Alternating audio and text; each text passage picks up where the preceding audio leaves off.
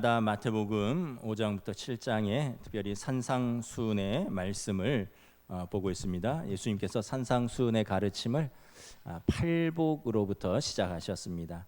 오늘은 팔복 중에서 여섯 번째 복입니다.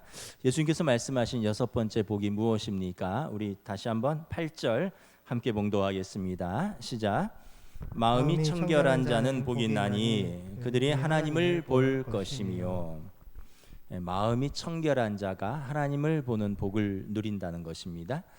여러분, 마음이 청결하다라는 것이 어떤 의미입니까? 마음이라고 쓰인 이 단어의 그리스 원어는 카르디아인데 말 그대로 우리가 생각하는 마음입니다. 우리의 내면입니다. 그 아무도 건들 수 없는 우리의 생각과 감정이 이렇게 뒤섞여 있는 우리의 마음입니다. 우리가 교회에서는 또 성도로서 직분자로, 가정에서는 아버지요 어머니요, 또 자녀로서, 또 사회에서는 또 각자가 한 사람의 사회인으로 생활하지만 사실 그 우리의 마음은 그 누구도 침범할 수 없고 또는 너무나 쉽게 침범당하면서 우리 마음은 때로는 너무나 단순하고 또 때로는 너무나 복잡해서 아무도 정확하게 그 깊이와 넓이를 측량할 수 없는 그것이 마음입니다. 마음처럼 함부로 할 수 없는 것도 있고 마음처럼 강한 것도 있고 마음처럼 또 나약한 것이 없는 것이기도 하죠. 참 우리 마음이 아침과 저녁이 다르잖아요.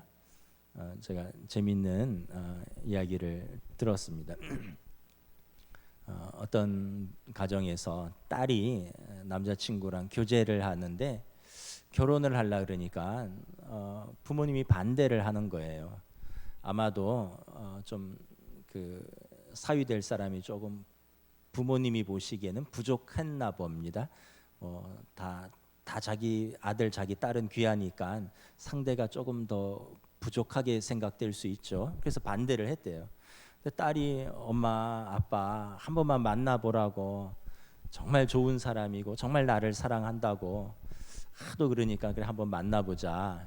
그래서 만났대요. 얼마나 떨리겠어요. 자기를 반대하는 예비 장인 장모님을 만나서 설득을 해야 되니까. 근데 장인어른이 이렇게 묻더래요. 자네 우리 딸만을 평생 사랑하면서 살 수 있겠는가? 그랬더니 이 청년이 아니요 이렇게 대답을 했다는 겁니다. 아니 갑자기 싸늘해졌죠. 아니 그래갖고 분위기가 확 얼어붙었는데 그 다음에 뭐라 그랬냐면 장인 장모님도 평생 사랑하며 살겠습니다. 합격. 그러니까 그 말 한마디에 또 보기 전에는 싸늘했던 마음들이, 굳었던 마음들이 말 한마디에 바로 이렇게 풀리기도 하는 거죠. 그러니까 참 말의 지혜도 중요하고 우리 마음이 이렇게 단순하기도 하고 변덕스럽기도 한다는 거죠. 나중에 한번 여러분 지혜가 있는 분은 잘 생각해 보세요. 당사자도 사랑해야 되지만 부모님도 평생 사랑하겠습니다. 이 마음이 깨끗해야 된다. 이 청결, 마음이 청결한 자는, 청결은 그리스 원어로 카타로스인데 뜻이 뭐냐면 흠이 없고 이물질과 섞임이 없는 순수한 상태입니다. 이 카타로스에서 카타르시스가 나왔습니다. 마음이 정화되다, 이런 감정. 카타로스, 흠이 없고 다른 이물질과 섞임이 없는 순수한 상태. 예를 들면 순금, 또 깨끗한 물, 순수한 포도주, 순결한 신부, 이런 묘사를 할 때 쓰는 단어가 카타로스입니다. 여러분, 금에 여러 가지 이물질이 섞이면 가치가 떨어지죠. 아프리카에는 막 물이, 깨끗한 물이 없어서 이물질과 막 흙탕물이 섞인 물들을 걸러서 마신다고 하잖아요. 또 포도주도 순수한 포도주가 있고 뭐 신부는 앞에 순결한 신부가 수식어가 붙는 거죠. 이처럼 이렇게 이 단어에는 이런 흠이 없고 다른 이물질과 섞임이 없는 순수한 상태를 말합니다. 구약에서는 주로 제사를 드릴 때 쓰이는 단어입니다. 흠없고 순전한 제물, 이때 쓰이는 단어가 이 카타로스입니다. 유대교에서는 의식적인 청결 그리고 정결법적인 결례를 말할 때 쓰이는 단어입니다. 유대인들은 뭐 부정한 음식이 있고 정한 음식이 있고 그래서 먹어야 되는 음식이 있고 먹으면 안 되는 음식이 있고 뭐 정한 짐승이 있고 부정한 짐승이 있어서 만지면 안 되는 짐승이 있고 뭐 이런 것들이 있거든요. 그 음식을 먹기 전에도 뭐 반드시 손을 씻고 먹어야 되고 이런 정결법을 이야기할 때 이 청결을 이 단어 카타로스를 쓰는 것입니다. 근데 오늘 본문에서 예수님께서 말씀하신 이 청결은 어떤 외적이고 의식적인 청결이 아니라 우리 마음의 청결, 내적인 청결, 내적인 정결함을 말하는 것입니다. 이것을 우리는 신앙의 용어로 거룩함이라고 하죠. 마음이 깨끗한 자는 마음이 거룩한 자는 하나님을 볼 것이다. 그럼 어떤 사람이 그래서 마음이 청결한 자입니까? 그 마음과 청결의 정의를 연결하면 하나님 앞에서 그 마음이 순수하고 정직하고 깨끗한 자입니다. 그래서 그 내면이 하나님 앞에서 거룩한 사람입니다. 여러분 우리 가운데 하나님 앞에서 마음이 깨끗하고 순전하고 거룩한 사람이 얼마나 되겠습니까? 우리는 모두 죄인이고 우리 속에서는 날마다 죄의 욕망이 우리를 사로잡고 있는데 우리는 죄와 허물이 가득한 사람인데 우리가 어떻게 하나님 앞에서 정결하고 깨끗한 마음으로 설 수 있겠느냐라는 거죠.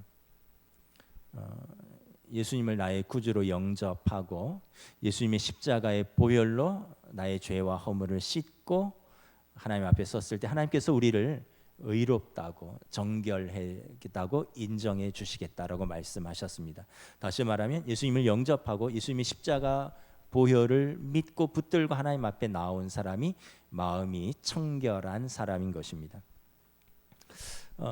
그러면 여러분 신자가 어떻게 우리의 마음의 청결을 정결 또 청결 거룩을 해줄 수 있을까?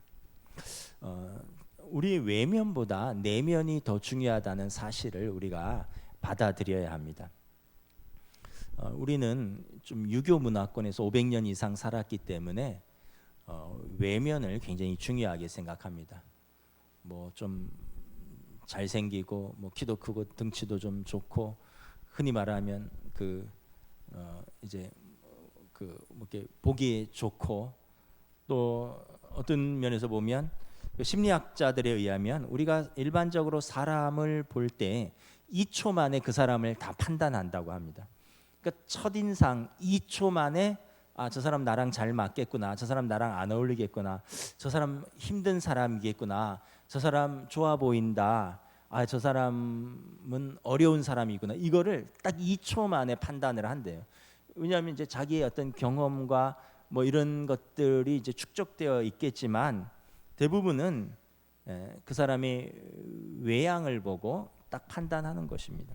그래서 사람들이 자신을 더 매력적으로 어필하기 위해서 외모를 가꾸고 외부적 조건과 환경을 갖추는데 상당히 공을 들입니다.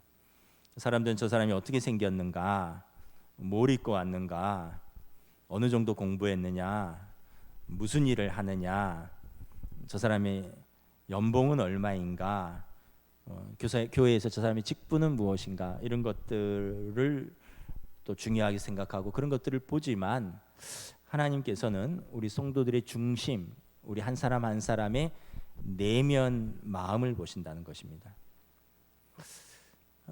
여러분 리더십의 교과서 같은 책이 있습니다.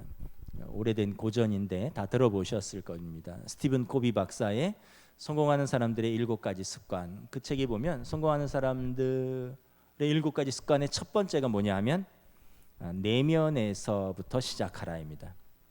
그 내용은 간단하게 요약하면 그겁니다. 재주, 실력, 기술, 이 모든 것들이 중요하지만 우리 삶의 진정한 성공을 결정하는 것은 그것이 아니라 그 사람의 내면의 자세, 성품, 다른 사람과의 관계, 태도, 이런 것들, 이런 삶의 본질적인 것들이 진정한 우수함이고 이것이 진정한 그 사람의 행복과 그 사람을 어떤 게 보면 성공을 결정짓는다.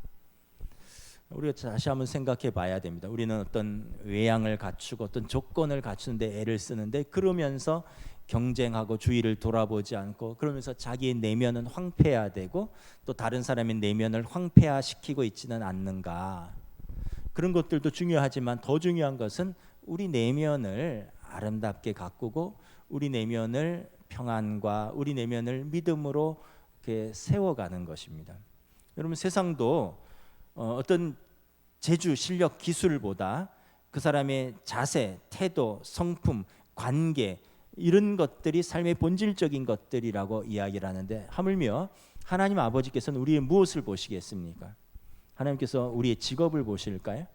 우리 하나님 앞에 설 때 우리의 졸업장을 들고 가겠습니까? 우리의 명함을 들고 가겠습니까? 우리의 통장을 들고 가겠습니까? 사무엘상 16장의 말씀입니다. 내가 보는 것은 사람과 같이 아니하니 사람은 외모를 보거니와 나 여호와는 중심을 보느니라. 사울은 성경에 보면 다른 사람보다 머리 하나가 더 크다고 했습니다.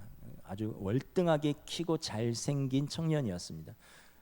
그가 겸손할 때 하나님의 쓰임을 받았는데, 그가 교만하고 불순종함으로 성령이 그를 떠나셨습니다. 하나님이 그를 버리시고 이새의 아들 중에서 하나님 마음에 합한 자가 있다. 사무엘이 이새의 아들에게 찾아가서 그에게 기름 부으려고 하는데, 첫 번째 아들을 보니까 사울처럼 아주 멋있고 잘생기고 왕이 될 쌍인 거예요. 그래서 이 사람입니까? 했더니 하나님이 그가 아니라는 거예요. 둘째를 보니까 첫 번째보다는 못하지만 그래도 이 정도는 돼야지 이스라엘의 왕이 되겠다. 이 사람입니까? 했더니 이 사람도 아니라는 거예요. 누구냐? 그 집에 지금 없다는 거예요.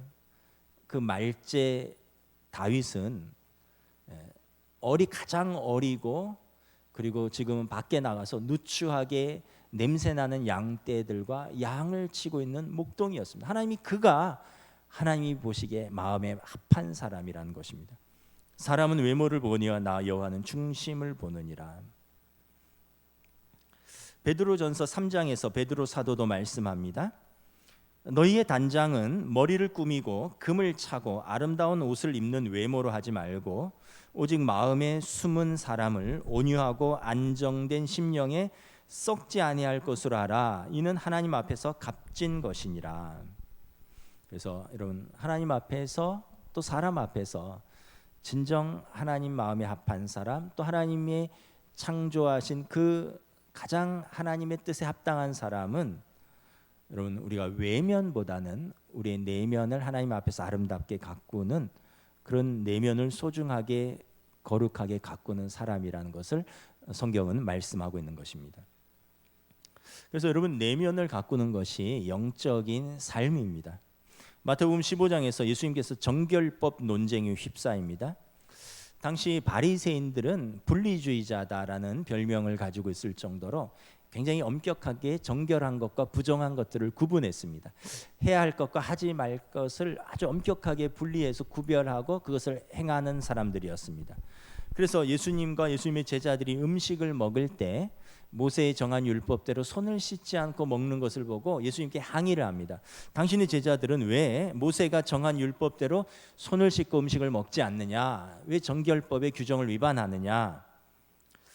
예수님께서 바리새인들, 당신들이 외적인 정결, 의식적인 정결은 추구하는데 정작 너희의 마음은 깨끗하지 못하다라고 책망합니다.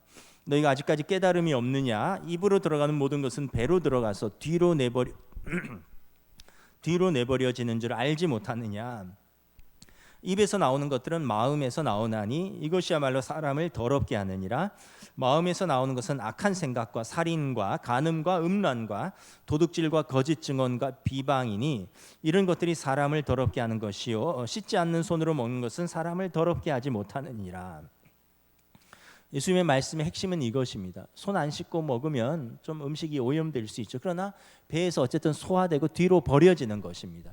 그런데 진실로 사람을 더럽게 하는 것은 바리새인들 너희들의 내면이라는 것입니다. 너희들의 내면은 깨끗이 하지 못한데 외양만 번들을 해서 어찌 하나님 앞에서 깨끗하겠느냐? 너희 바리새인들은 지금 잔과 대접의 겉은 깨끗이 하나 너희 속에는 탐욕과 악독이 가득하도다. 어리석은 자들아, 겉을 만드신 이가 속도 만들지 아니하셨느냐? 화 있을진저 외식하는 서기관들과 바리새인들이여 회칠한 무덤 같으니 겉으로는 아름답게 보이나 그 안에는 죽은 사람의 뼈와 모든 더러운 것이 가득하도다. 예수님은 바리새인처럼 어떤 의식적인 청결, 외식적인 겉모양의 깨끗함이 아니라 그런 율법적인 의가 아니라 진짜 마음의 청결함, 내면의 순수함을 예수님이 높이 평가하셨던 것입니다. 종교개혁가 마틴 루터가 이렇게 설명했습니다. 비록 외적으로는 부엌이나 들에서 힘들고 단조로운 일을 오래 해서 시커멓고 그을고 때묻고 온갖 더러운 일을 하는 사람일지 모르지만 비록 평범한 노동자, 구두수선가 혹은 대장장이가 먼지와 역청 등으로 뒤덮여 더럽고 냄새가 난다 해도 그들이 외적으로는 고약한 냄새를 풍긴다 해도 그들의 마음속으로 하나님의 말씀을 깊이 생각하고 그것에 순종하면 그들은 하나님 앞에서 정결한 향을 풍기는 사람들이다. 우리는 직업으로 판단하잖아요. 하는 일로 판단하잖아요. 또 하는 일이 좀 거칠고 더럽고 그러면은 아유 왜 그런 일들을 하면서 사냐 그러잖아요.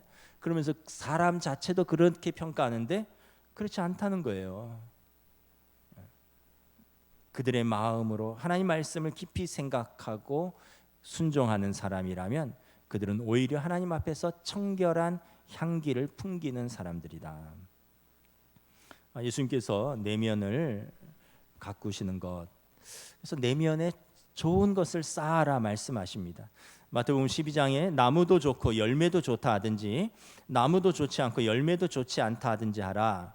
그 열매로 나무를 아느니라. 독사의 자식들아, 너희는 악하니 어떻게 선한 말을 할 수 있느냐? 이는 마음에 가득한 것을 입으로 말함이라. 선한 사람은 그 쌓은 선에서 선한 것을 내고 악한 사람은 그 쌓은 악에서 악한 것을 내느니라. 그래서 마음에 우리가 뭐 여러 가지를 쌓잖아요. 지식도 쌓고 교양도 쌓고, 그런데 더 중요한 것은 선한 것을 쌓는 것입니다. 하나님의 말씀을 쌓는 것입니다. 믿음을 쌓는 것입니다. 사랑을 쌓는 것입니다. 하나님께서 팔복에서 말씀하신 그 진짜 복들을 쌓는 것입니다. 그런 것들은 다 내면적인 것들입니다. 다 성품적인 것들입니다. 그런 것들은 다 관계적인 것들입니다. 외적인 성취랑은 좀 달라요. 선한 사람은 그 내면에 쌓은 선을 말하고 악한 사람은 그 내면에 쌓은 악을 말한다. 여러분, 신앙생활이 무엇입니까? 우리 마음을 믿음으로 지키는 것입니다. 끊임없는 탐심과 음욕과 미움과 분노와 우리의 불안과 우리의 두려움을, 우리의 옛사람의 죄된 본성을 그리스도 예수 안에서 새롭게 된 우리가 믿음으로 우리의 죄성과 우리의 옛 성품과 우리의 옛 삶과 싸우는 것입니다. 그래서 예수님과 함께 동행하면서 우리의 마음을 믿음으로 관리하는 것, 이것이 여러분 우리의 마음을 정결하게 가꾸는 삶인 것입니다. 근본적인 내면의 변화 없이 진정한 삶의 변화는 없습니다. 잠깐 생각이 감동을 받을 수 있고 잠깐 마음이 울컥할 수는 있지만 근본적으로 우리의 마음의 변화 없이 우리의 삶 자체가 변화될 수는 없다라는 것입니다. 그래서 여러분, 하나님께 우리 내면을 가꾸시도록 내어드려야 합니다. 우리의 내면은 딱 두 분만 들어갈 수 있습니다. 내 자신과 그리고 나를 지으신 하나님께서 우리 내면에 들어가실 수 있습니다. 우리 내면을 가끔 영성적인 표현으로 영혼의 정원이라고 표현을 합니다. 영성의 정원이라고 표현합니다. 우리의 마음, 우리의 영혼의 정원, 우리의 영성의 정원에는 내 자신과 그리고 나를 지으신 하나님만이 들어가실 수 있습니다. 하나님께서 우리 영혼의 정원 속에서 우리와 만나시고 우리와 거니시고 우리와 사귀시고 교제하시고 우리를 가꾸십니다. 그래서 우리가 우리의 마음의 문을 열면 하나님께서 우리 안에 들어오셔서 우리의 영혼의 정원사가 되셔서 우리의 영혼을 아름답게 가꾸어 주십니다. 요한계시록 3장 20절 말씀입니다. 볼지어다 내가 문 밖에 서서 두드리노니 누구든지 내 음성을 듣고 문을 열면 내가 그에게로 들어가 그와 더불어 먹고 그는 나와 더불어 먹으리라. 함께 들어와서 먹고 마시고 교제하시겠다. 우리가 우리의 마음의 문을 열고 우리의 영혼의 정원을, 우리의 내면을, 우리의 마음을 하나님께 내어드리라는 것입니다. 여러분, 뭐 정원이 없어서 잘은 모르지만 여러분, 정원을 관리 안 하면 어떻게 됐나요? 잡초가 자라죠. 또 뭐 이물질들이 떨어질 것입니다. 나중에는 황폐해질 것입니다. 그래서 그런 것들이 점점 늘어나면 그 아름답던 정원이 흉측하게 되고, 그런 집들이 늘어나면 그 지역이 슬럼화되고 그런 것이죠. 우리 마음도 똑같다는 것입니다. 우리의 마음도 관리해야 되고, 우리의 가지치기를 해야 되고, 잡초를 뽑아내야 되고, 골라낼 것을 골라내야 된다는 것입니다. 근데 우리 힘으로 할 수 없죠. 왜냐하면 우리는 할 능력이 없어요.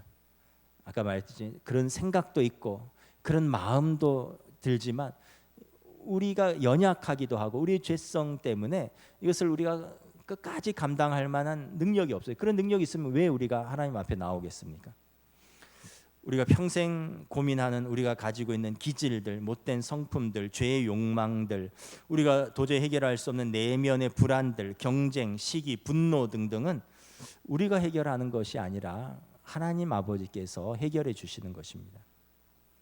그럼 여러분, 그럼 하나님께서 우리의 마음의 정원, 우리의 영혼의 정원을 가꾸시는데, 그럼 우리가 어떻게 협조해야 할까요? 어떻게 우리가 우리 자신을 내어드려야 할까요?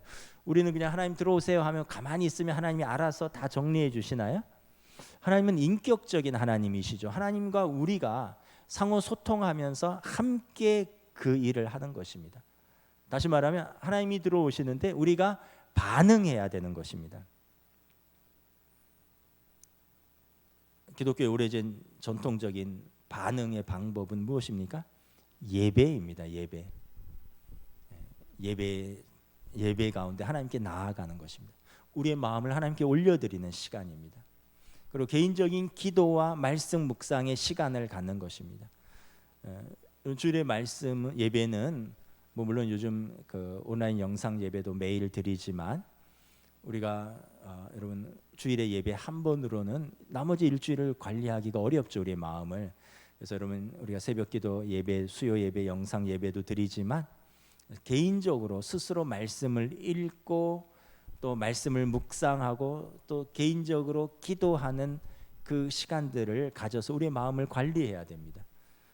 어느 목사님 말씀처럼 콩인지 팥인지 내가 심어봐야 되고 내가 길러봐야 되고 내가 걷어봐야지 비로소 알 수 있지. 나는 뭔지도 모르고 뿌려놓고 남이 저게 콩이다 하니까 콩이고 남이 저게 팥이다 하니까 팥이다 라고 그렇게 받아들이는 게 아니라, 내가 뿌리고 내가 물을 주고 내가 정성스럽게 거두고 그런 과정들을 통해서, 그게 여러분 말씀을 묵상하고 말씀에 순종하고, 그래서 말씀을 내 삶에 심어보고 말씀이 내 삶에서 열매를 맺는가, 그리고 말씀과 씨름하면서 하나님이 나를 어떻게 이끌어 가시는 것들을, 이 모든 것이 우리 내면의 정원을 가꾸는 방법들인 것입니다.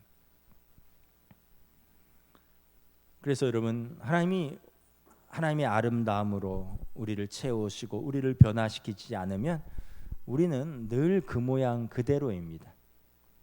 저의 인격이나 여러분의 인격이나 뭐 우리의 인격이 거기서 거기죠.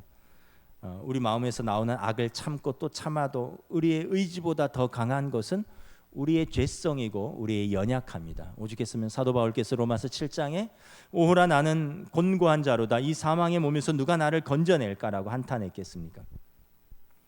유일한 방법은 예수님을 통하여 하나님의 선하신 영향력 안으로 들어가는 것입니다. 그래서 그분의 은혜 가운데, 그분의 만져주신 가운데, 그분의 선한 영향력 안에 들어가는 것입니다. 여러분, 그게 예배요, 그게 기도요, 그것이 말씀의 묵상입니다. 하나님 앞에서 나는 심령이 가난합니다. 하나님, 나는 도대체 어떻게 할 수 없는 사람입니다. 하나님, 나를 불쌍히 여겨 주시옵소서 기도하면 때를 따라 돕는 은혜로서 우리를 불쌍히 여기신 하나님께서 우리를 도우시는 것이죠. 이렇게 하나님 앞에서 나와 애통하는 사람을 하나님이 외면치 않으시는 것이죠. 출애굽기 34장에 보면 시내산에서 모세가 십계명을 받기 위해서 하나님과 40일을 머뭅니다. 시내산에서 하나님과 40일을 머물고 십계명 두 돌판을 들고 내려오는데 모세는 몰랐어요. 근데 사람들이 자꾸 자기의 얼굴에 주목합니다. 왜 그렇습니까? 성경에 보면 모세의 얼굴에서 빛이 나고 있었다라고 말합니다. 그래서 사람들이 모세의 얼굴을 주목하고 모세를 두려워하기 시작했습니다. 여러분, 그래서 모세가 자기의 얼굴에 하나님의 말씀에 주목하지 않고 자기 얼굴에 주목하니까 자기의 얼굴을 수건으로 가렸다라고 성경은 기록하고 있습니다. 무엇을 의미합니까? 여러분, 모세가 뭐 물광을 냈습니까? 뭐 얼굴을 뭘 두들겨 바르고 뭐 물로 닦아내고 뭐 뭘 바르고 먹고 했습니까? 아니죠. 모세가 스스로 발광체로 변신한 것이 아니라 그는 하나님과 40일 동안 같이 있었을 뿐입니다. 하나님과 교제하고 하나님의 말씀을 받고 그리고 40일 동안 하나님의 임재 속에 있다가 그냥 내려왔는데 빛 대신 하나님의 영광이 그를 통해서 드러난 것입니다. 스스로 내는 빛이 아니라 하나님의 임재와 능력과 영광 속에 있으니 그 빛 대신 하나님의 영광이 그를 통해서 반사된 것입니다. 여러분, 우리가 그런 말을 하잖아요. 야, 너 요즘 예뻐지네. 뭐 사랑하는가 보다. 이런 표현들 쓰잖아요. 왜 그렇습니까? 사랑하면 어떻게 돼요? 마음이 기쁘잖아요. 마음이 즐거워지잖아요. 좋은 것들을 생각하잖아요. 좋은 사람과 같이 있고 그래서 기쁘고 즐겁고 감사하고 그러니까 얼굴이 어떻게 돼요? 쓰는 근육이 달라지죠. 그러니까 야, 너 예뻐지네. 너 사랑하나 보다. 근데 반대로 왜 이렇게 얼굴이 안 됐냐? 무슨 힘든 일 있냐? 그러잖아요. 그 얼굴이 우리의 마음을 이렇게 드러내는 한 방법인 것이죠. 여러분, 하물며 여러분 우리가 하나님의 임재와 하나님의 동행으로 우리 삶이 하나님과 함께 한다면 여러분 우리 삶에서 그리스도의 향기와 그리스도의 빛이 나지 않겠습니까? 그래서 결론적으로 우리가 예수님을 앙망하고 성령을 쫓아 행하는 것입니다.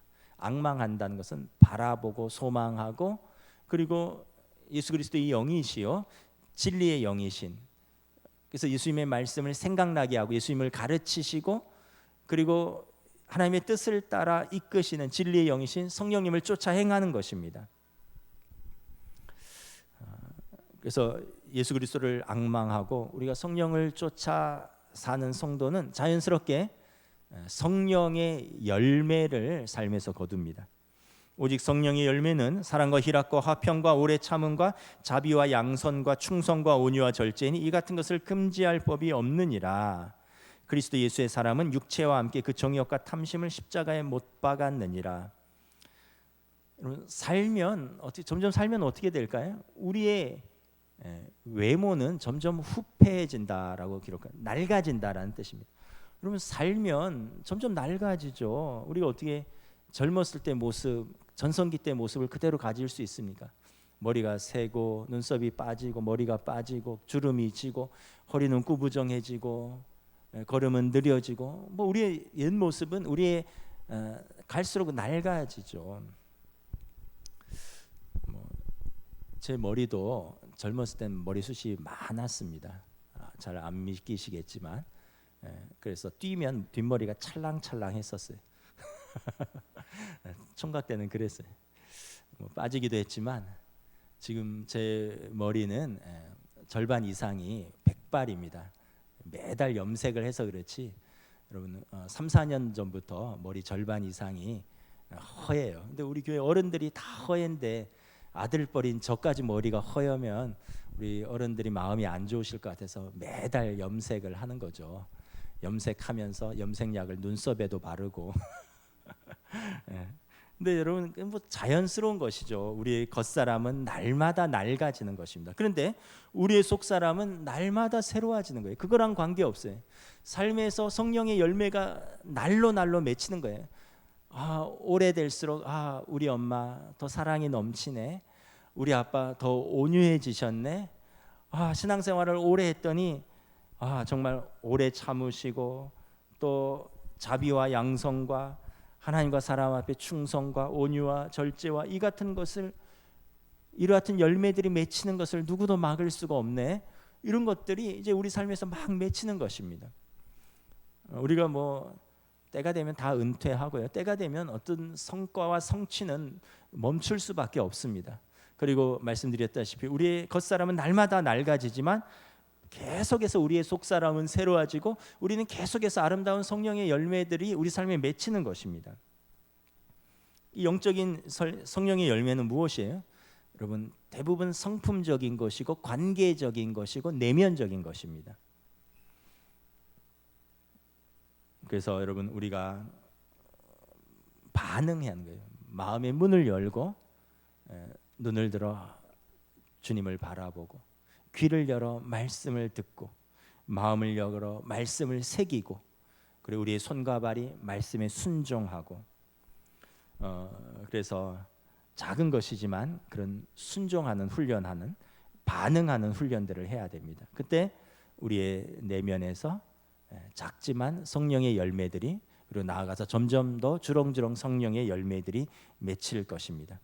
그래서 여러분 이렇게 내면에서부터 시작하는 것입니다. 그리고 그 우리의 내면의 정원을 내가 아니라 우리의 창조주 하나님께 내어드리고 성령님의 이끄심을 받아 순종할 때 우리가 열매 맺는 것입니다. 말씀을 마치겠습니다. 예수님께서 가르치신 8복 중에서 6번째 복, 마음이 청결한 사람이 받는 복은 무엇입니까? 그들이 하나님을 볼 것이요. 여러분 우리가 피조물이 어떻게 창조주 하나님을 보겠습니까? 죄인인 인간이 어떻게 거룩하신 하나님을 볼 수 있겠습니까? 이것은 은유입니다. 그러나 하나님을 추구하고 우리의 마음의 상태가 정결하며 하나님과 사람과의 관계 속에서 메시아의 진실한 이 신자가 하나님을 본다라는 것입니다. 하나님의 임재 가운데 살아간다라는 뜻입니다. 우리가 공부를 하든 일을 하든 밥을 먹든 놀든 우리가 무엇을 하든 하나님의 임재 가운데 살아가게 된다는 뜻입니다. 비록 세상 사람들이 내가 하는 일이 뭐 별 볼 일 없는 일처럼 인정하지 않아도 하나님은 나의 삶을 인정하시고 하나님의 영이 나의 삶을 붙들어 주신다는 것입니다. 그래서 마음이 깨끗한 사람은 이런 하나님의 깊은 사랑 가운데 살아가고 깊은 은혜를 체험하면서 살아가는 것입니다. 그래서 마음이 청결한 사람은 지금 하나님의 임재 가운데 살아가고 이후에 하나님을 뵙고 영광스러운 하나님 나라를 볼 것입니다.